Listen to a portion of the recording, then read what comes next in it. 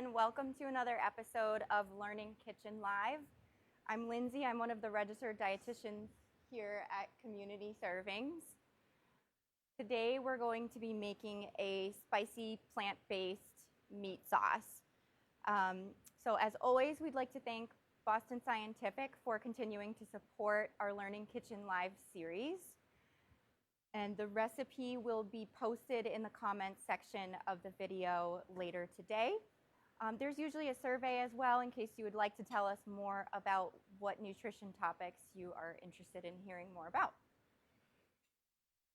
So this recipe idea actually came from just me being at home on the weekend when it was really cold and windy outside. I didn't feel like going to buy any fresh meat to make a sauce. You want something that's going to warm you up.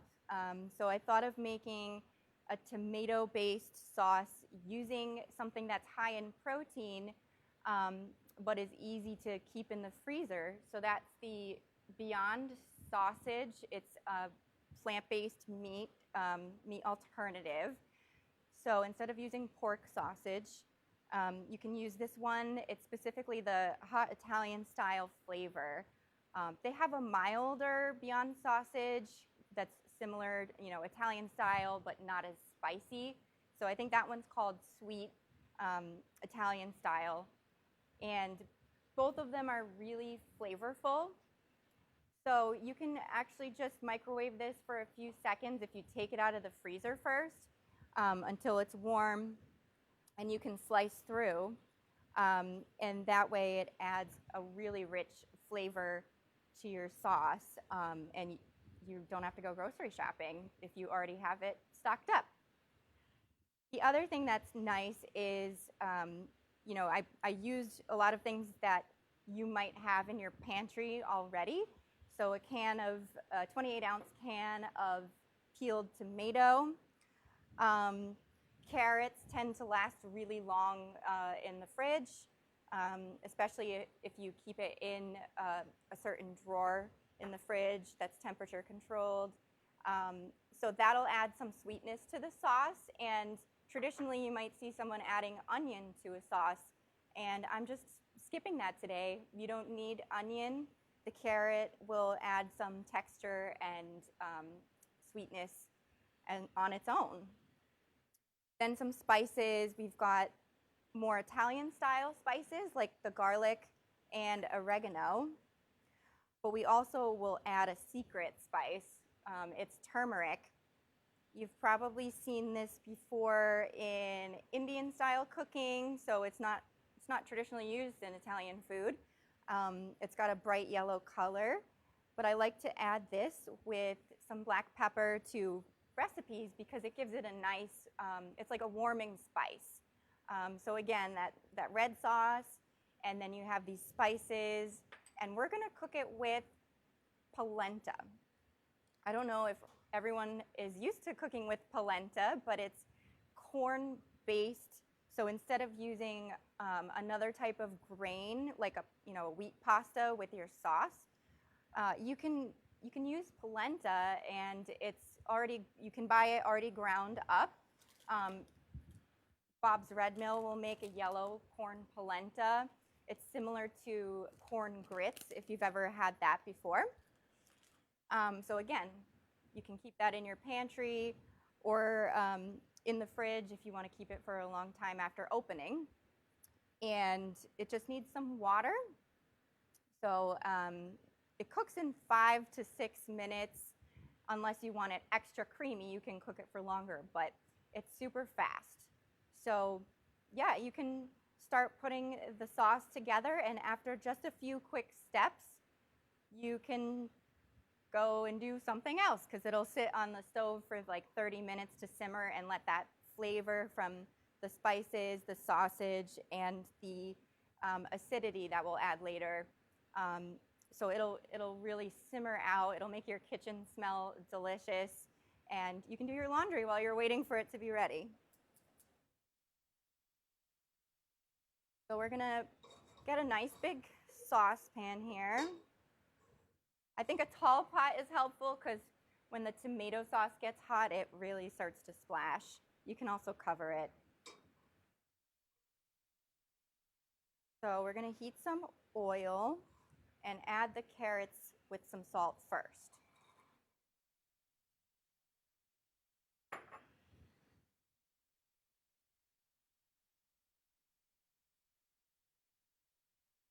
So the sausage is actually quite salty, similar to pork sausage, even though it generally is lower sodium, less sodium than the average pork sausage that you would buy for a sauce.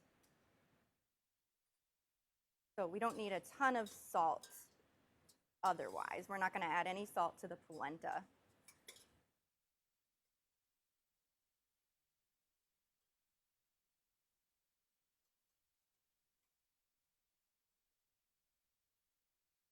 So you'll kind of let those saute,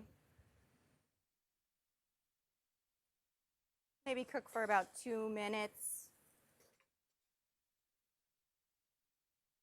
Soften them a little bit and bring out the flavor.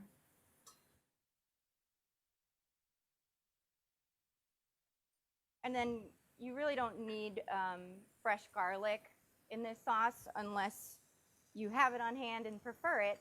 I just like how concentrated the garlic powder is and can bring out a lot of flavoring. And like I said, you can add that instead of adding the salt.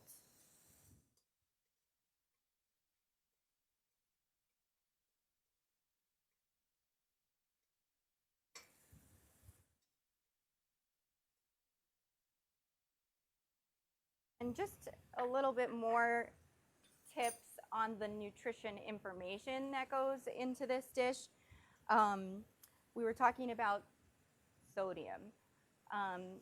Each sausage link from this brand does have about 500 milligrams of sodium.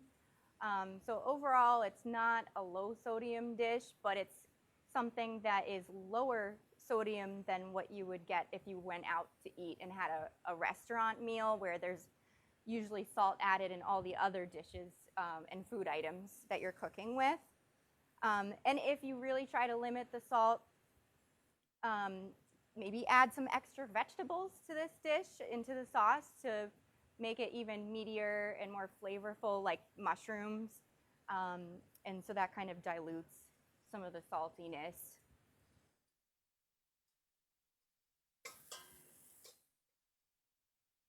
All right.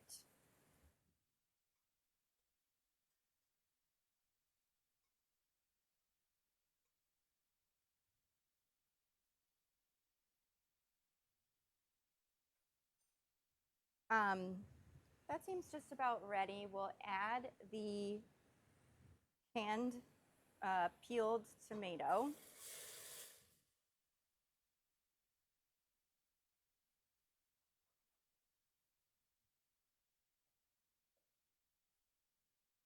This is when we'll also start adding our spices. But let's try and crush the peeled tomato first.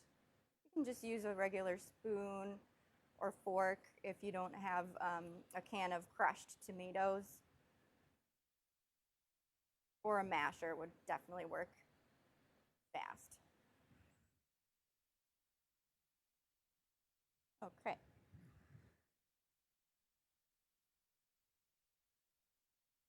Let's do our turmeric. We're going to do 1/4 teaspoon.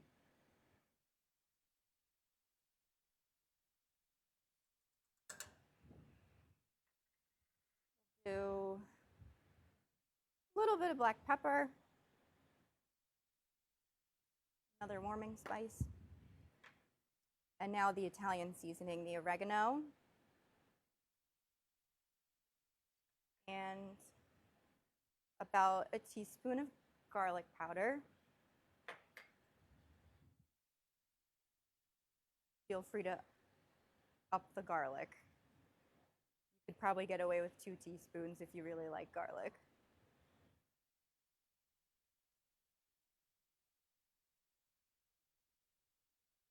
Smells delicious already. So we'll let that cook with the tomato and the spices for a little while. And then we can add the sausage.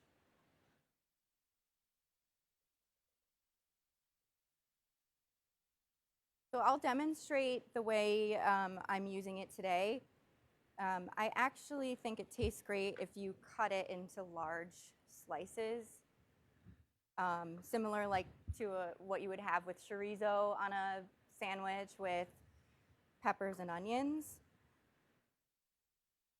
But you can totally make this more like a bolognese style texture by dicing it sort of like this into small pieces. Then it'll spread throughout the sauce really well. Or you can remove the casing, which is really easy on the plant-based sausage, and crumble it into the sauce.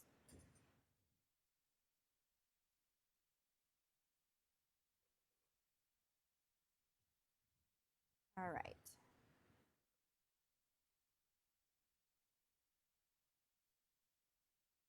It does have a nice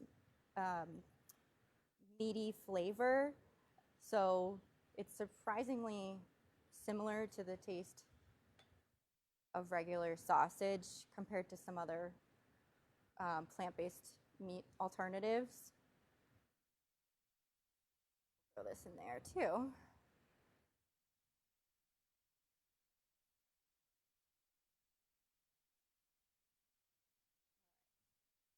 I think it just looks kind of nice this way in the sauce in these big pieces.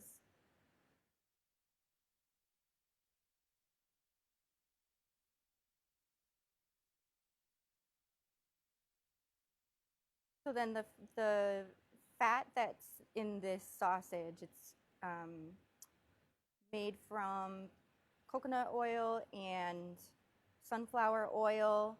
So that does give it a similar fatty texture to regular sausage.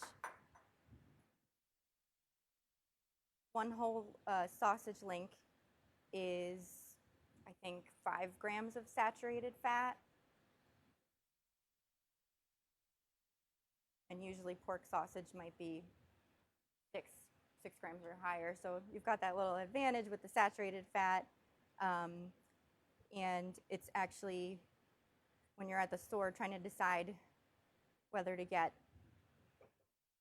plant-based sausage or maybe a chicken sausage, if you're following a plant-based diet rather than an actual vegetarian diet, the price is similar for a package of chicken sausage, depending on the store that you go to. So a package of the plant-based, the Beyond sausage, could be somewhere from $7 to $9 a pack, and you get 4 large sausage links. And it kind of goes a long way. Like I said, it has oils, it has a lot of flavor, so you really don't always need to add that much into your recipe. And then again, wrap it up in some plastic wrap. It can go in the freezer, and it lasts for a few months there and ready whenever you need to make another type of plant-based recipe. All right, after adding the sausage, we're going to add some acid here. So we're going to use, and I'm going to heat up a pot for the polenta that we're using as well. All right, so we're going to use a little bit of tomato paste. Usually it's about 25 milligrams of sodium in 2 tablespoons. We're going to use about 1 tablespoon of the tomato paste, and then for more concentrated acid, we're using some dry white wine. And this is really nice flavor for the red sauce, but if you don't drink wine, if you don't want it at home and you want to use an alternative, maybe you could try some white wine vinegar, just a couple spoons to give it some of the acid boost that you would get from the wine.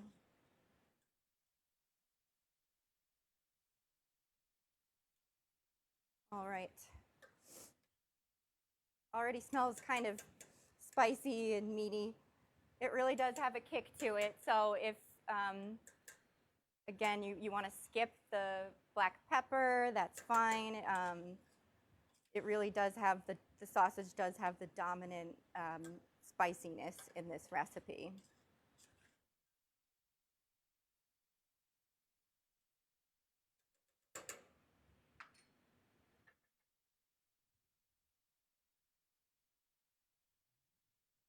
Okay, so forgot the spinach. So we're going to add a little spinach for some green here.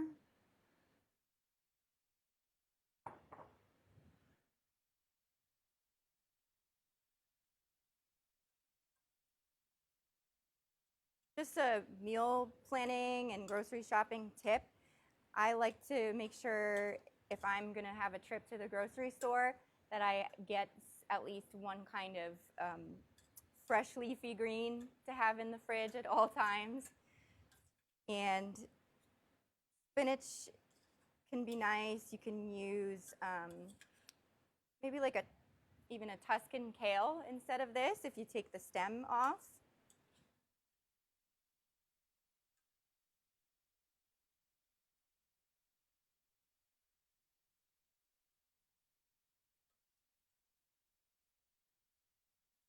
And then this is where you could also add other vegetables that you decide to add to your sauce. All right, so while the water is heating up, let's talk a little bit more about why you might want to use plant-based sausage in your diet, even if you're not strictly a vegetarian. So processed meats, fatty red meats made from pork and beef are generally associated with higher risk of cancers, particularly colon cancers, and it's not very heart healthy because of the sodium and the saturated fat that we mentioned. So this can be a nice way to cut down on your fatty red meat, cured meat intake, and get a nice serving of protein from peas. It's made with fava beans and brown rice. All right, we've got our water boiling for the polenta. Let's just do 1 cup dry.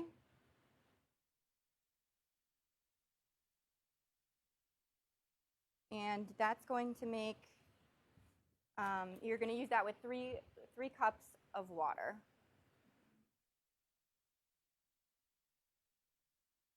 Bring it to a boil just like you would before you add in pasta.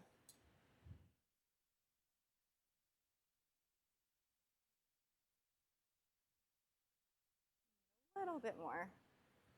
It has a porridge type consistency, which is really nice and comforting when it's cold out, like now in December. And feel free to add additional seasonings, like you could do a little olive oil to make it even creamier, or butter if you want.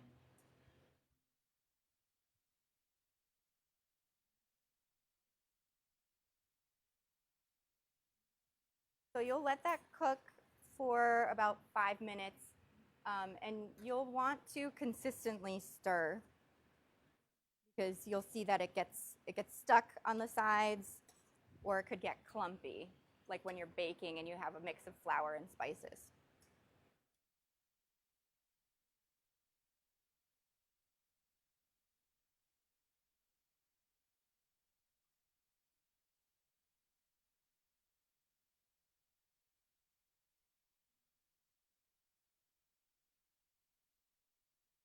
I like making polenta because it feels similar to when I make couscous. You can just watch the grain absorb the water and be ready so fast.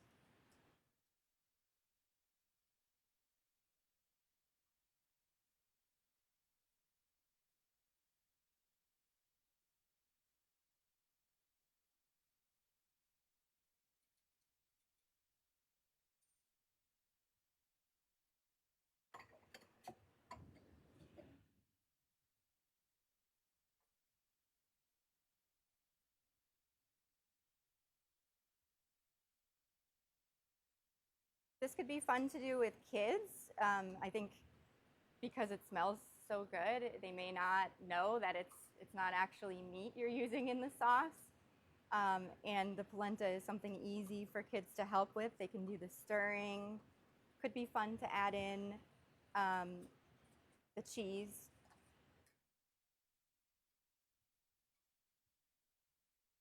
We've got grated Parmesan cheese that we'll use.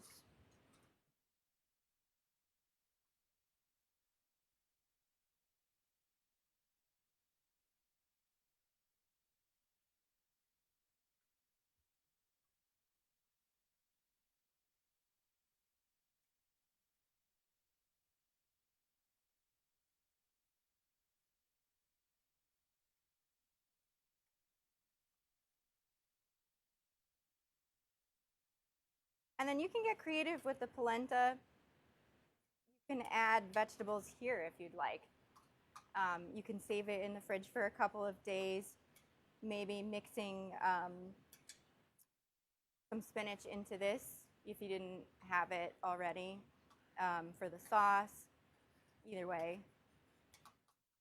And that way you can use leftover polenta with spinach in it for something else instead of always with the sauce.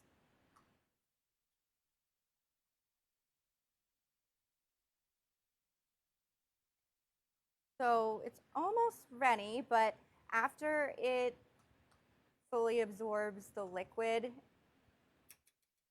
you'll want to keep the pot covered for a minute or two, and then that's when it's good to serve. Or you can actually have fun with the shapes of the polenta. This is something I usually just scoop into a bowl, and it'll be soft and creamy. But you can pour the whole pot into a square baking bread pan, and you can make it into shapes. So you can actually just serve it that way. You don't necessarily have to refrigerate it, but just wait until it cools, and it'll hold the shape pretty well. All right, so you see here, nice scoop of polenta. And then after this cooks for, or simmers for 30 minutes on the stove, ready to serve. So here we go. You can just put it right on top. You can see the brightness from the carrots and the spinach, and nice chunks of the plant-based sausage. Definitely filling, easy, satisfying from the texture of the sausage and the polenta. If you want to add something lighter on the side, if you have salad, that could also be something to balance it with. But this already has complete nutrition with the protein, the nutrients from the vegetables, and the carbohydrate from the polenta. So hopefully you enjoy making this recipe at home. Let us know if you do so. Feel free to send pictures. And we'll see you again next week for another episode.